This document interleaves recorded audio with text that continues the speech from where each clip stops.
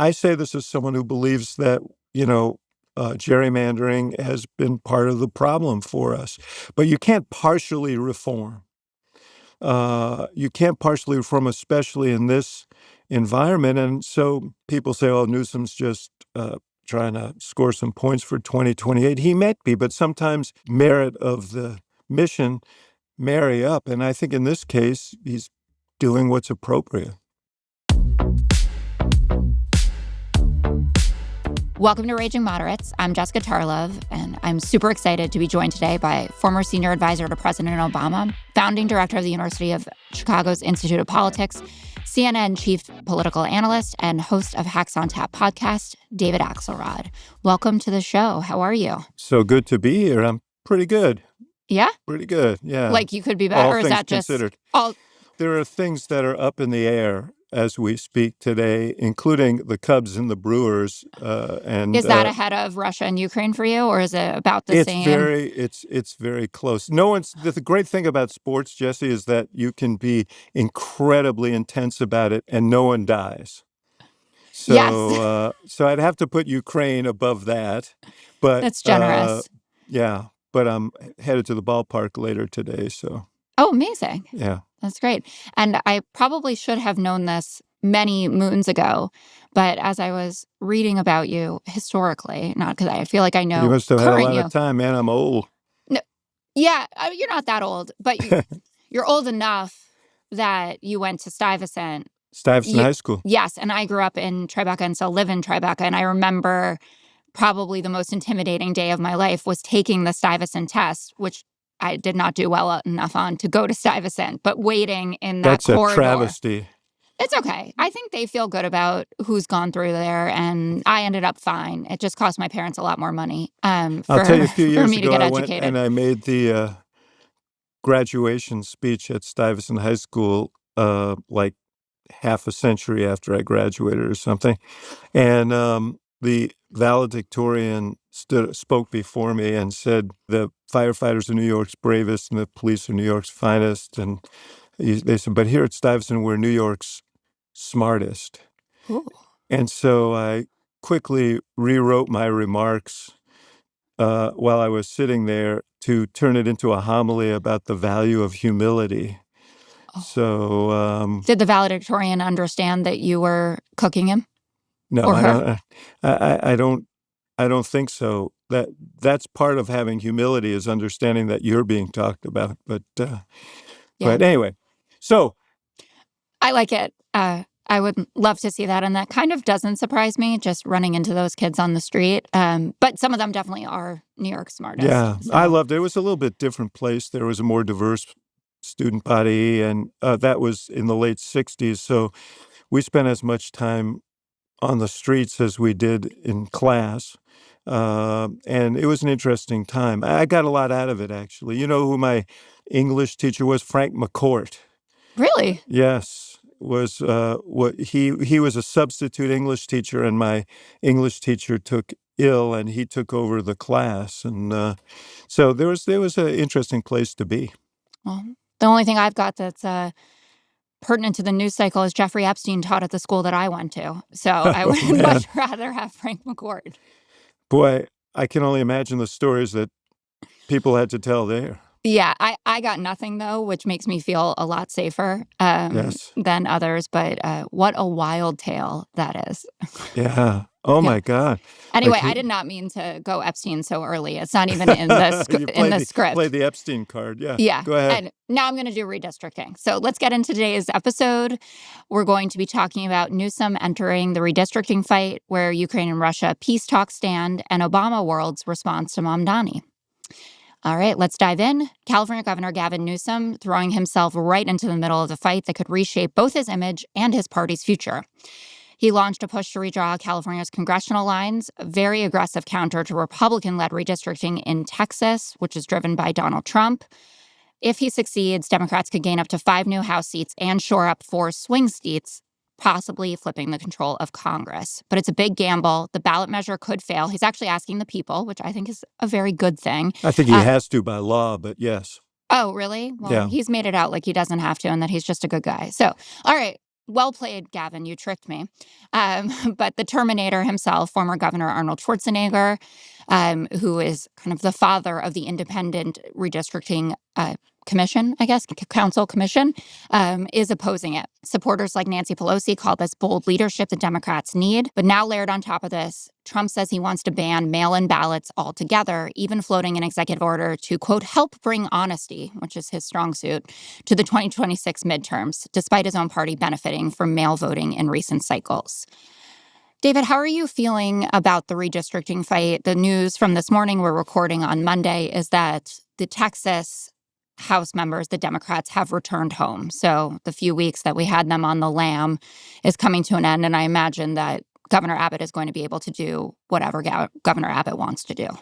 Which may have been inevitable. They certainly drew attention to the issue. Look, this is a theme that's going to course throughout our conversation because it goes into the other topic as well. It's really important to understand Donald Trump's philosophy. It's not conservative or liberal, or it's simply this, that the world is a kind of corrupt dystopia, kind of the Hunger Games, and the strong take what they want, however they can get it, and the weak fall away, and rules and laws and norms are for suckers. I mean, that's what he truly believes. I think that's one of the things that draws him to a guy like Putin who shares that worldview. And it extends to this. Look, I live in a state, Illinois, that has a pretty gerrymandered map, 14-3, 82, 83%. This was been pointed out by Republicans. But we live in a country where each state makes its own rules, and it's hard to sacrifice the advantage when the other side is not. And this is a constant problem for Democrats because they believe in rules and laws and norms and institutions. And when you're in a political battle with Donald Trump, it's asymmetric warfare because he does not. And so, he called the governor of Texas, who by all accounts reluctantly agreed to reintroduce redistricting in the middle of a 10-year period, which is highly, highly unusual, in order to try and get 5 seats. You can imagine the conversation, that it sounded a little bit like what happened in Georgia, just find me 5 seats. And Abbott dutifully did. So then Democrats are faced with, well, what do you do about that? If the rules are being changed in the middle of the game, do you stand on principle, and do you stand on those? Because what we're facing right now is completely unchecked power. The Congress has not only delegated to Trump much of their prerogative under law, but also they have completely abdicated their responsibility to act as a check, to act as an oversight on the executive branch and on the president. And imagine if he wins the midterm elections, which he would not under current course and speed, I don't believe. Imagine if he does, how unbridled and how emboldened he would be, knowing that, there is no check. There are no inspectors general. The Congress is sidelined. The courts are twisted up. He's making it harder for media organizations. So there's a lot at stake here. And I say this as someone who believes that, gerrymandering has been part of the problem for us. But you can't partially reform. You can't partially reform, especially in this environment. And so, people say, oh, Newsom's just trying to score some points for 2028. He might be, but sometimes the politics and the merit of the mission marry up. And I think in this case, he's doing what's appropriate. Yeah, it feels that way to me as well. And I like the fact that these new maps only exist until 2030. And then the Independent Commission comes back into play. And he gave a news conference on Friday, and he had all the members of the Independent Commission there speaking in favor of this, which I thought sent a really important signal that these are extraordinary times and we really believe in this. Though But the cynic, and I'm sure there are plenty who said it's a weird kind of independent commission if they show up to well, affirm the governor, you know. But I listen. I think that that's right. The problem is political problem. The challenge is, you know, it's always hard to explain in politics, and so this is a kind of convoluted workaround, and it remains to be seen whether they'll accomplish it. I mean, voters have to approve this. They'll have to approve this in November. It's, I think, in the polling that I've seen, it's ahead, but yeah, it's not a slam dunk. And you got to believe that there's going to be a ton of money spent to try and defeat it's it. supposed to be a couple $100 million that'll probably come on both sides. And I heard there might be one Republican donor in particular who would spend up to $100 million. Well, Uh, you better believe the president's going to make sure that the no side has as much money as it needs, and maybe his buddies in Silicon Valley, you know. yeah, that's no. I would love another cycle where I have to listen to what Peter Thiel wants again. Um, but it is curious. So redistricting aside, or kind of the mechanics of it, this is obviously changing the way that the country, and at least the Democratic Party, is viewing Gavin Newsom. So his approval rating is ticking up, mostly with women. I think he's still minus 25 with men, which might be a jealousy thing because he's so good looking. Yeah. Well, I don't know if that's I'd kill for appropriate. his hair, you know. I mean, same. And like my hair's fine and I'm a woman, but everything is working for Gavin Newsom and, you know, picture perfect family. There are a lot of reasons if you're just looking at the aesthetics of everything. I have concerns about having a nominee that ran California because you can poke a lot of holes in that with homelessness and drugs and whatever else. But I was really struck by his launch video, or I guess the first video that his team put out about redistricting, because he had this line where he said, "We are here to meet this moment head on. We will not be complicit." And that's literally what every Democrat I have spoken to since Trump was inaugurated has said that they want to hear.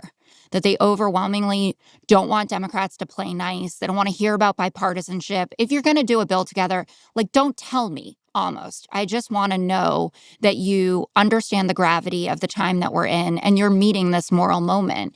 And Scott, who is on a nice month-long vacation, so thank you again for joining me, always says that he thinks somebody has Only to. because he didn't invite me. Yeah, That's well, why. he definitely didn't invite me. He doesn't respond to my text messages, famously. Good Sometimes for I get a him. thumbs up. So I'm sure he will respond to you. If you text and say, I had a great time with Jesse, then he'll I will. probably have an answer. I Yeah, will definitely do that. please do that. That would make me feel better. But, you know, Scott wants someone to start running. And I understand why a Governor Shapiro, Wes Moore, Gretchen Whitmer, whoever is going to be in, might be waiting a little bit because it's still 3 years away and you need to kind of assess the scene. But Newsom is, I mean, he hasn't said, I am running for president, but I don't think anyone looks at him and thinks this isn't someone that's trying to. I don't think you need a lot to deduce that. You don't need the Goodyear blimp with a banner stranding behind it. I don't need my political science degree to And tell you that look, Gavin Newsom wants to be he's president. out after this term, and you know, he has an advantage over not just those two, but J.B. Pritzker, who's been a little more forward-leaning, who clearly is running because he'll be free and clear to travel the country after 2026. And if he passes this bill, if that helps offset whatever chicanery Trump has planned for 2026, and it's not just going to be this, that'll be helpful. But I would just caution, having gone through a lot of presidential races, that we're at like mile marker 2 of a marathon. And right now, Gavin Newsom is having a spurt. And but there are a lot of tests in a race for president. So, you know, I wouldn't deduce from this that he will be the nominee of the party, but No. this is a great opportunity. And look, he is a great political athlete. He is quick. He is a great performer. He's smart. So, you know, he has a lot of assets. But as you point out, there are vulnerabilities as well over the course of a long political career. You know, I don't think the party's going to punish him for having once been married to Kimberly Guilfoyle, but there are other things that, that will come up. And so I did have him on my own podcast when I was doing the Axe Files podcast. And I did say, like, what were you thinking? And he said, well, she was a lot different then, which I accept, But in this moment, he is going to get a lot of, because Democrats are frustrated. There isn't really that much, I hear this all the time. When are we going to fight? When are we going to, and then you say to people, well, what does that look like? And it's like, oh, I don't know. Because the fact is when you have all the levers of power under your control, there's not that much. You can use dilatory tactics and so on, but there's not that much to do. So Newsom now has something to actually do here, and I think that is advantageous for him. It's one way to strike back that is actually tangible and real. Yeah, it's definitely had the desired effect in terms of social media, which has been something, I know it might sound trivial, but Democrats have been really bummed out that our representatives are so bad on social. And some of the videos are very earnest and charming, I guess, but we Yeah. haven't really broken through. And now he has like billions of impressions, and Trump isn't It may using be all because caps. some of our leaders came to politics well before the social media age. So That might have something to do with it. Or even the television age. I don't know. But well, some of them, but I don't want to name names, but everyone knows that we've got an age problem. Yeah. Definitely. Do you think that Trump going after mail-in ballots is going to do you think that's going to work out for him? Because there are a lot of Republican states that are very the pro irony of the whole mail-in mail-in ballot thing was that it traditionally favored Republicans. And so I don't think there, and honestly, early voting mail-in ballots. The thing about the Trump campaign in 2024, aside from the spectacle of Trump himself, and we can talk about that, but it was very well run and very smart. And they knew from the beginning that they were going to have to compete on the battlefield of early voting and mail-in ballots. So they cut Democratic advantage there. I don't know. I haven't really thought deeply. I think it's meant to wound Democrats and hurt Democrats because Democrats tend to vote early and tend to use these ballots. But, there's a whole different dynamic in a midterm election. The biggest problem for Trump is that there are a lot of voters who are Trump voters who really aren't regular voters and aren't regular Republican voters. And the challenge that they haven't yet solved through several cycles is how do they overcome that? And that's, as a Democratic Party, and I think this has some issues with it, but as the Democratic Party has become more the party of college-educated, sort of metropolitan voters who are habitual voters, that's a big advantage in lower turnout elections. And so the big challenge for Trump and the Republicans in the midterms is going to be, how do we get a big turnout, and how do we get our voters out who are not habitual voters, who are skeptical and cynical about the system. And the added problem for them, Jesse, is that a lot of those voters were motivated by the economy, and that ain't so good. Right. For all of Trump's bluster, I used to hear Biden brag about Bidenomics during the campaign, and I said then, you can't jawbone people into feeling what they're not experiencing. You can't tell people up is down and down is up. Trump is trying because he thinks he could sell anything to anybody, but whether he can succeed over time, now if the economy actually does improve, and the signs right now aren't real encouraging because of some of the things he's doing, if the economy were to improve, that would improve his chances. So all these little things may have some impact. And they're certainly designed to change the game. But the larger forces at play may be too much for him to overcome. Yeah. And historically speaking, Democrats should have a good midterms. Yeah. So. Absolutely. Look, the last time an incumbent party won seats in the midterm election was in 2002 after the 9/11 invasion. And George W. Bush picked up, I think, 6 seats in the House. And I think Clinton picked up some seats in 98. And some of it was a backlash to the Republicans going after him on the Lewinsky stuff. And some of it reflected the fact that there was a rip-roaring economy at the time. So, yeah, I think he's, there's a reason, Jesse, why he Asking is for seats. doing what he's Yeah. doing. Yes, he's like, he knows that he is climbing uphill on this, and I think he's deathly worried about having he's lived this once with a House of Congress that was actually fulfilling its obligations, and it wasn't good for him, and he doesn't want to go through it again.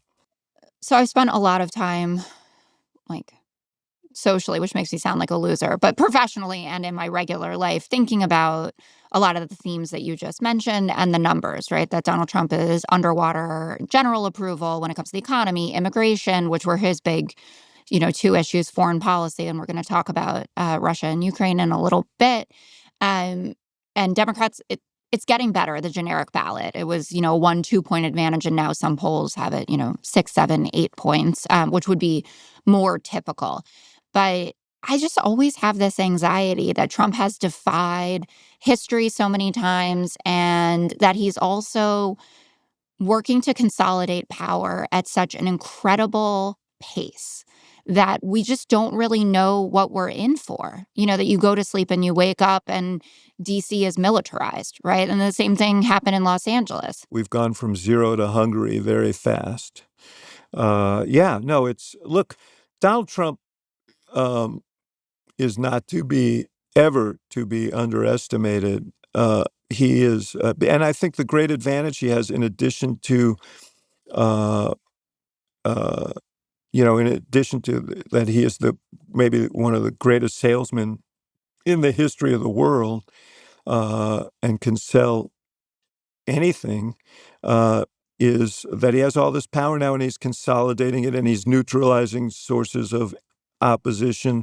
But, perhaps his greatest advantage is the Democratic brand is degraded. And that's something, I think that, I would urge Democrats, yes, you have to challenge Trump on all of these trespasses on democracy. You have to challenge him on all of the broken promises around the economy, which is really the principal reason he got elected. There's plenty to challenge him about, but you also have to address the things that caused you to be still to this day a degraded brand. You don't think that they have yet, or that we're not doing a great job? No, I don't. I think that the fundamental problem, and I started hinting at this before, was that the Democratic Party has increasingly become a party of metropolitan, college-educated voters, and it still fashions itself and still believes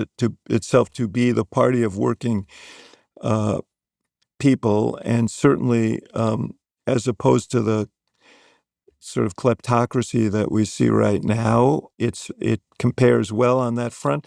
But the truth is, there is this attitudinal thing where Democrats approach working people, particularly the white working class, but working people generally, because we saw an erosion among Hispanics and younger black men too, approaches them as sort of as missionaries and as anthropologists. And they show up and they say, we're here to help you become more like us. We know what you need, and we're going to fight for what you need.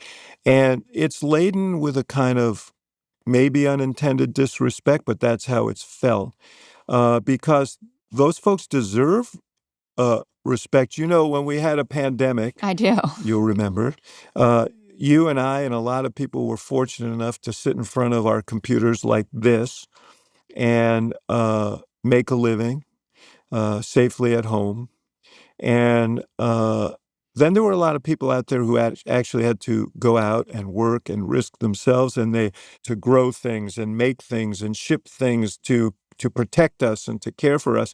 And we cheered them. We cheered them as essential workers. Yeah. Remember, we called them essential workers. You may have been on your balcony banging pots. I don't know. Oh, all the pots. I don't cook, so finally they got some You borrowed use. pots But and banged them?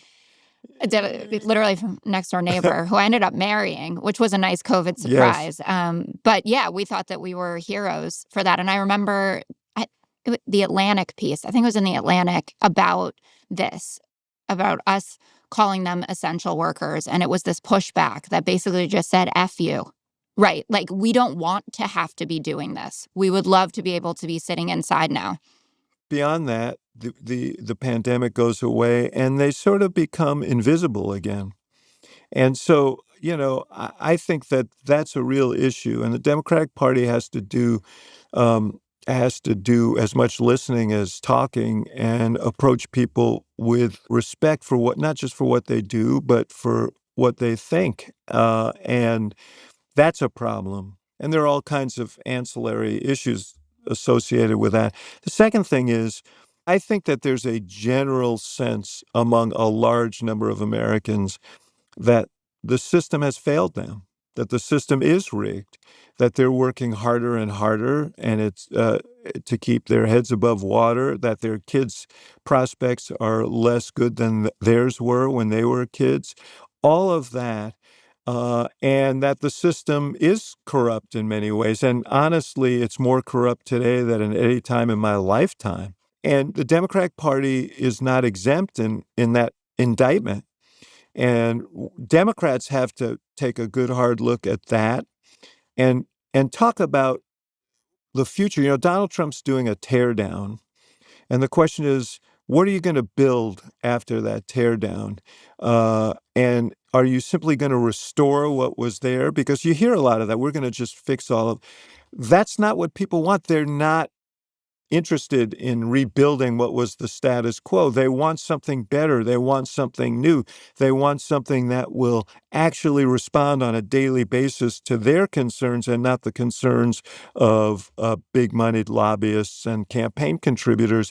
So the Democratic Party has to, if it wants to succeed, become the party of renewal, not just restoration.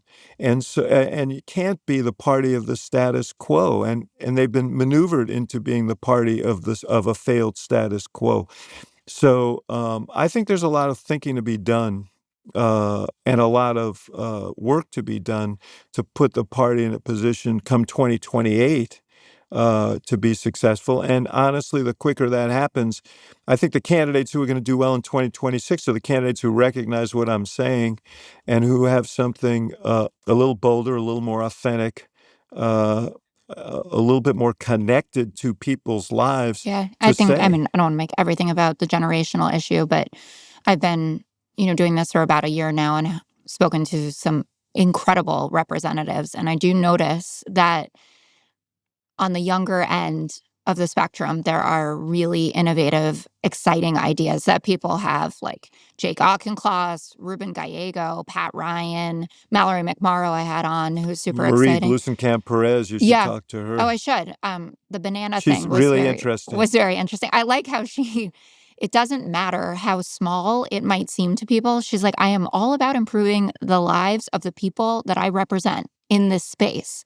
And, last time I checked, that's what you got hired to do. And that's why she's gotten elected and reelected in a district that Trump has carried 3 times. Yeah, I can't stand, I get it that everyone thinks their brand of politics is better, but when folks tear down the people who have won these tough elections, like I was listening to your Hacks on Tap episode a few weeks ago when you had on Alyssa Slotkin, and you can have disagreements with her about certain policy, you want to talk about Israel, et cetera. Like, she won a seat that the people criticizing her couldn't have won. So would you rather have a senator from Michigan, or would you rather just complain? And, as much as anything, Alyssa is very, very much in touch with her constituents. Yeah. She knows what farmers and working people in that state are feeling and going through. She's commonsensical.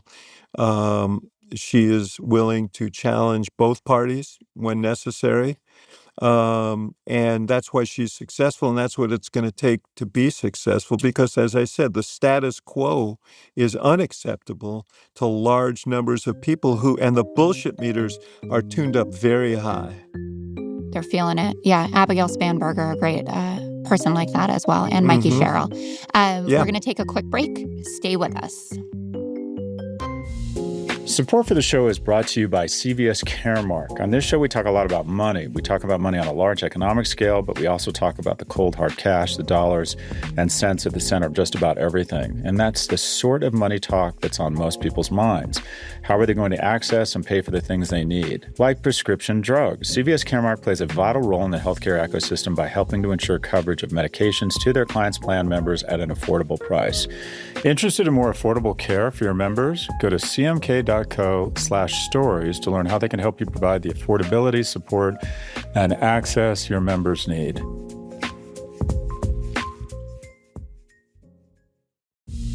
Support for the show comes from Sixpenny. In life, there are times to be frugal, and there are times to invest in pieces that you'll love for years to come. If you're in that stage of life where you're outgrowing the cheap prefab furniture that you've had since your roommate days, consider Sixpenny.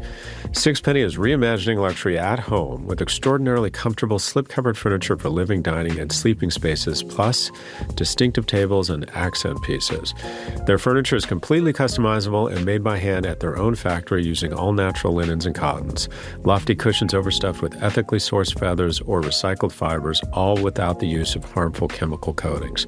Bottom line, Sixpenny furniture is both high quality and high value. And because they design and produce their furniture in-house, it's a truly direct-to-consumer operation. Since launching in 2017, Sixpenny has been featured in Architectural Digest, the New York Times, Wirecutter, Time, and more.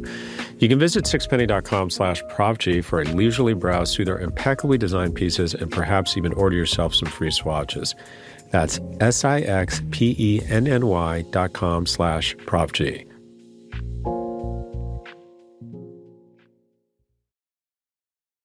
Welcome back. On Monday, Ukraine's President Zelensky was at the White House with a group of European leaders, a sharp contrast to his rocky solo meeting with Donald Trump earlier this year. The visit followed Trump's high-profile sit-down with Vladimir Putin in Alaska, which failed to deliver a ceasefire but allegedly sparked talk of a broader peace deal. Trump's envoy, Steve Witkoff, called the summit a breakthrough, though I didn't actually see much evidence for that. He said Putin agreed to U.S.-backed security guarantees for Ukraine, though the Russians are not confirming that. Allegedly, he eased his demands on land swaps, also not seeing confirmation of that. And Trump has shifted his own position, dropping the push for a ceasefire and instead aiming for a full peace agreement. The move clashes with Zelensky, who still insists fighting must stop before negotiations. And Secretary of State Marco Rubio is cautioning that the U.S. is nowhere near a deal.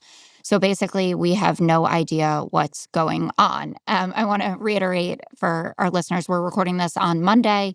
They are going to be sitting down in a couple hours from now. But, 36,000 foot view. David, what did you make of Friday's summit in Alaska, and how are you feeling about the prospects of a deal that doesn't include remaking the USSR?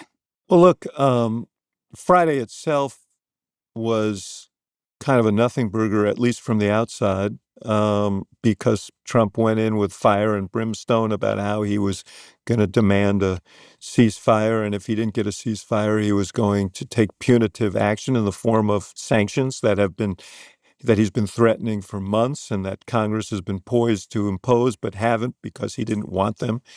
And then, he went in like a lion and came out like a kitten, which has been the story of his relationship with Putin. And, I go back to what I said before. You hear a lot of people say, well, what does Putin have on Trump and all of that? I have no evidence of that. But I'll tell you this. I do think that they share this worldview. I think Trump admires Putin. Remember what Trump said when Putin invaded Ukraine? He said, it's kind of genius. Kind of genius. Like, if you can snatch a country, why wouldn't you? Because that's the way he views the world. So now what he's doing, he's looking at Putin is telling him, look, we've got the advantage. We're just gonna keep plowing away. I'm willing to go the distance on this until they submit. This is the best you're gonna get right now. I want this territory, the additional territory in the Donbass, which happens to be the most strategic territory that is being contested. He doesn't have it right now. And I'll stop the war, and I'll give you a letter saying I'm not going to invade again. Well, you know what? If you're a strongly worded letter. This guy has twice violated past pledges not to invade. So why would they accept his word now? Vladimir Putin's word is worthless. So then comes the issue of security guarantees. And, Trump apparently said, well, the United States might participate in that. What does that look like? But I'll tell you this, I always try and look at it from the standpoint of the politics of everyone involved. I think Zelensky is going to have a very hard time selling that kind of land concession or any land concession, but certainly that land concession to the Russians, or in any way certifying that that is Russian land. So we'll see. But you could see overnight, because in the modern era, at least in the world of Donald Trump, we do the most sensitive diplomacy on Truth Social. And overnight he said, well, it's up to Zelensky. He could end the war right now. Well, yeah, if you surrender, I think someone should tell Trump, though, that Neville Chamberlain did not win a Nobel Peace Prize, that capitulation is not the same as making peace because it doesn't endure. I thought that Rubio was right when I saw him on TV yesterday. He said that it has to be verifiable, it has to be enforceable, and it has to be enduring, whatever agreement they make. Otherwise, you're going to be right back here again. And with Putin, I know Trump believes, Putin would never do that to me. First of all, whether he likes it or not, Trump won't be with us forever. But maybe he thinks he can outlive Putin. But I'm not sure anybody who comes after Putin will be all that much better. But, none of this is reassuring. So the Europeans are coming as sort of co-guarantors, and hopefully they'll provide some stability to the conversation. It won't devolve into what we saw in February. But to me, it looks like I set it up. I heard Trump doing his exit interview with Sean Hannity on your network there. I heard, and I made note of the fact that he said, well, it's really up to Zelensky now.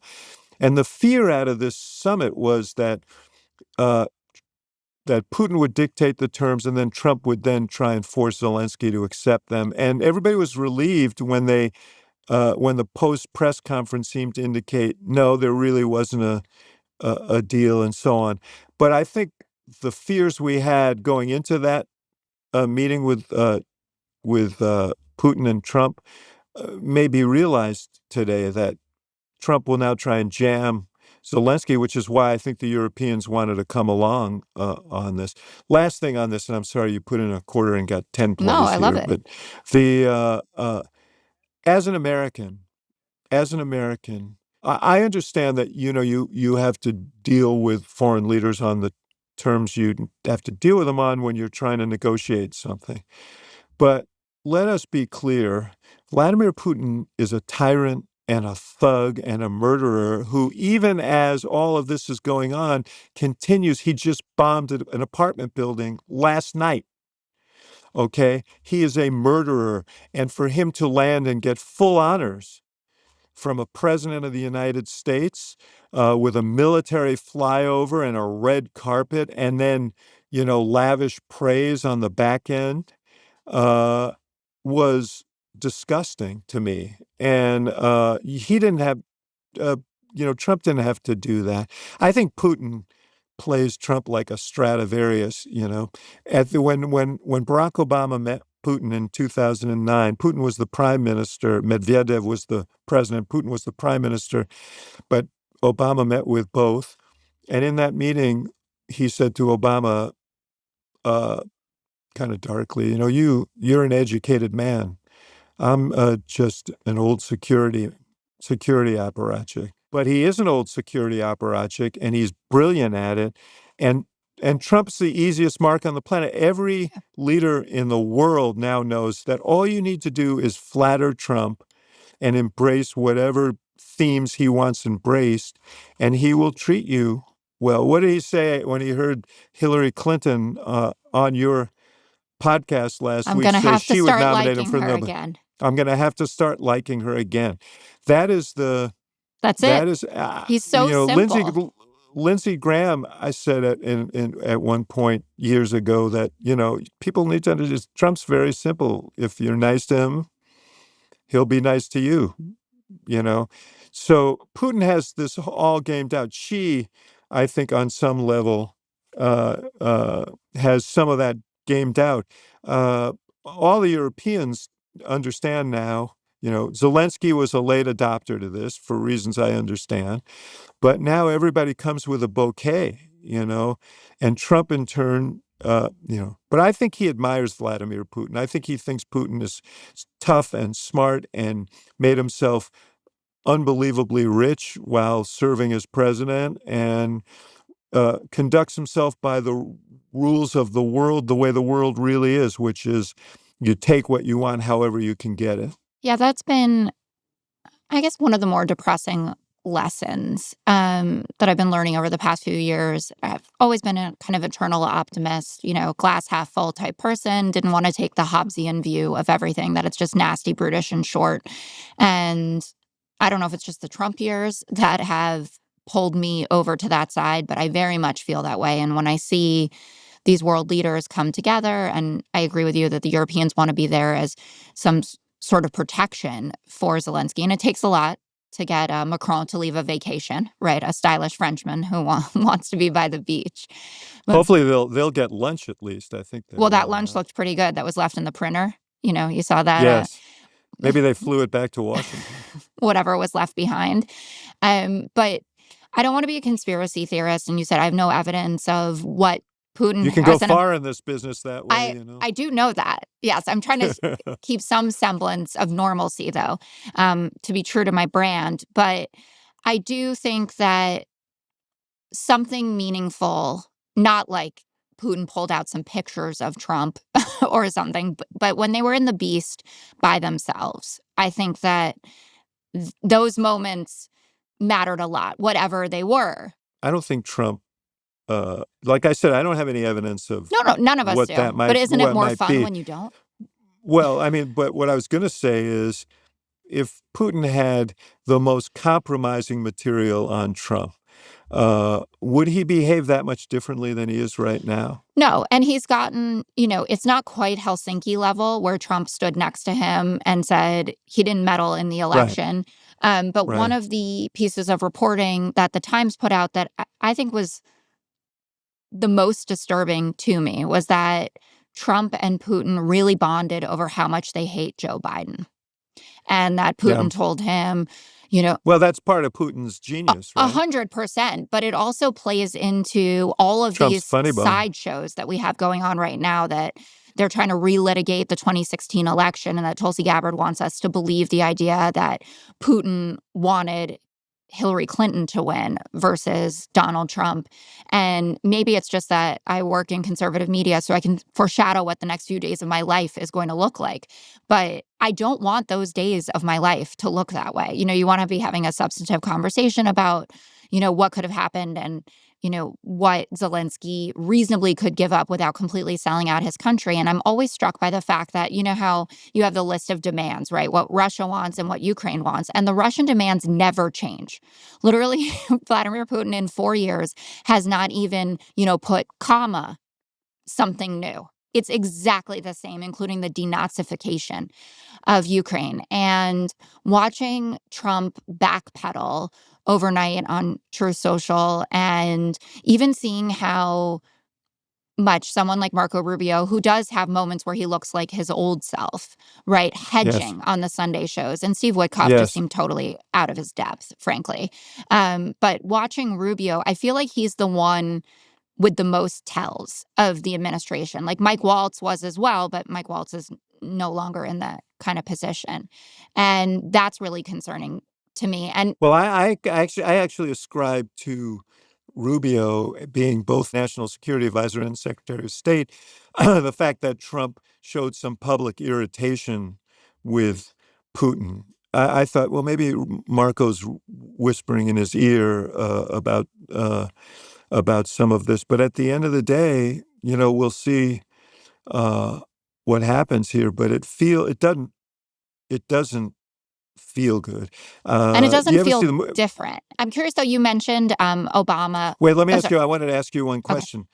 You ever see The Manchurian Yeah, Candidate? of course.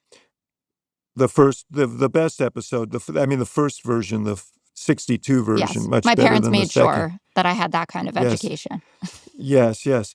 Yeah. So anyway, enough said. Go ahead. No, it's a valid point, but it also, I don't know, I'm scared to get over my skis because you talk to intelligent people who watch what goes on and they say, well, can anything be true except the absolute worst case scenario in all of this? And then the right pushes back and they say, you're insane and you're stuck somewhere in the middle. But I want to make sure, because you mentioned when Obama met with Medvedev and Putin, and the Obama administration, the Biden administration, and the Trump administration all tried to have some kind of reset with Russia. I mean, it was literally called that in the Obama administration. Are there any lessons? And I should note as well that Trump is the only one who's tried to do it twice. Right. The other ones did not try to, once they saw him for who he was or who he has always been, they backed off.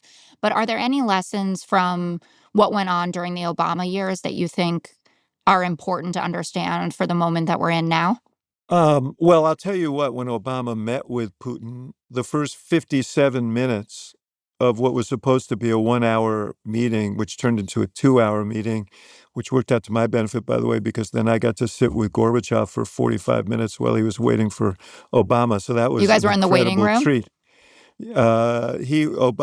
Gorbachev showed up for the meeting, and Obama was still off meeting with Putin. But anyway, the reason he was late was because the first 57 minutes, I think, were a diatribe from Putin on all the indignities the West had heaped on Russia. So, that was, I think, a foreshadowing. Uh, and I don't think Medvedev, who's now turned into like a troll for Putin on social media, was actually a much more reasonable figure back then, and they did get some stuff done that was valuable. But it's obvious that Putin was the power behind the throne there, and when he resumed his presidency. Things really backslid. And, I think that as you point out, not just in this negotiation, but for the last 20 years, Putin's fundamental motivations have been the same, which is he wants to try and reconstruct the Soviet empire. He wants to restore Russia to a position of leadership in the world. He wants spheres of influence, which is something that Trump also believes, that you just sit down, the strong sit down and carve up the world. I don't think Biden didn't understand that lesson. I think if there's a critique, and you people will say, well, the Republicans like to say Obama didn't do anything when they took Crimea. He did. I mean, they imposed very tough sanctions. They kicked them out of the G7, which I think did wound Putin, who has basically lived in a kind of exile on the world stage since that time, only to be ushered back in by Donald Trump in Alaska last week. If you look back, you'd say at a moment when Russia was on its back legs and in deep trouble in this war, perhaps we should have provided more in terms of weapons. I mean, I think that's a very respectable argument. But the big thing is Putin is Putin. Putin has, grand expansionist dreams and is willing, as we can see, to sacrifice millions of his people to that goal. And we need to approach him in that way. And so when you say to the Ukrainians, well, he's going to give you a letter.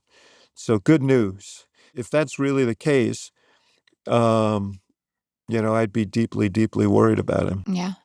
Hillary also said, besides the Nobel Peace Prize line, that character just doesn't change that much. And there's no one that's more true of than Vladimir Putin and Donald Trump. Putin is as consistent as can be. And by the way, on this issue of what he was up to in 2016, it was not even it was not even a secret. It was very open how much he hated Hillary Clinton because he thought as Secretary of State that she had meddled in his internal affairs, in his politics, and so he was he was out to punish her. I expect that he had started out with no expectation that he could actually shift the outcome of that election. He just won the lottery, Just get lucky sometimes, and those meddlesome women making it difficult for you. We're going to take another quick break. Stay with us. Support for the show comes from Upwork. Scaling your business requires the right expertise from the right people, but that's easier said than done. Luckily, you can find that expertise with Upwork, where you can find specialized freelancers who are ready to help you take your business to the next level. Companies at every stage turn to Upwork to get things done and find more flexibility. You get access to a global marketplace filled with top talent in IT, web development, AI design, admin support, marketing, and more. Posting a job on Upwork is super simple as well, and there's no cost to join. You can browse freelancer profiles, get help drafting a job post, or even book a consultation. From there, you can connect with freelancers that get you. So when you bring them on to key projects and initiatives, you can move your work forward. Hiring shouldn't be a hassle, and it doesn't need to put a strain on your budget. Upwork makes the entire process easier and more affordable with industry-low fees. Post a job today and hire tomorrow with Upwork. Visit Upwork.com right now and post your job for free. That's Upwork.com to post your job for free and connect with top talent ready to help your business grow. That's UPWORK.com, Upwork.com.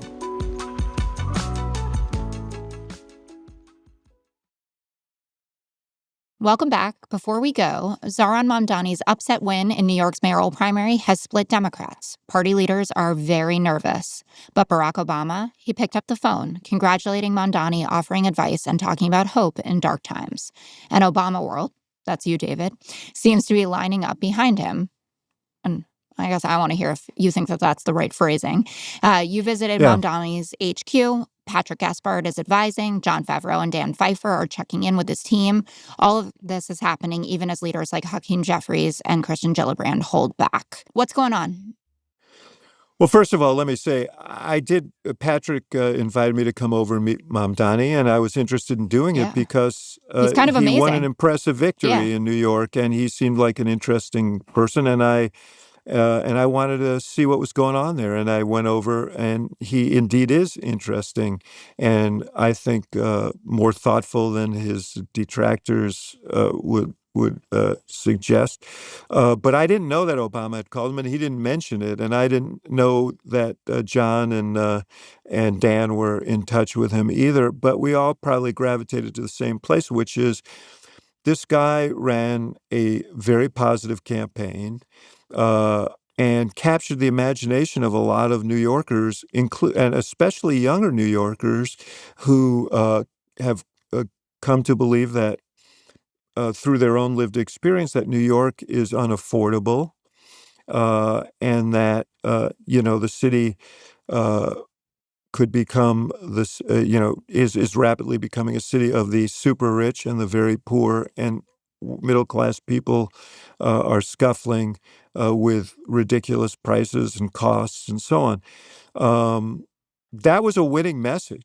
Yeah. And honestly, it's a message that while New York is a special case, nationally, I think people are experiencing that. So I think that's a lesson that people can learn. I told Mamdani, I don't agree with every proposal that he has, but I know he's asking the right question, which is how do we make this a livable and affordable city for all New Yorkers and not just for the wealthiest New Yorkers.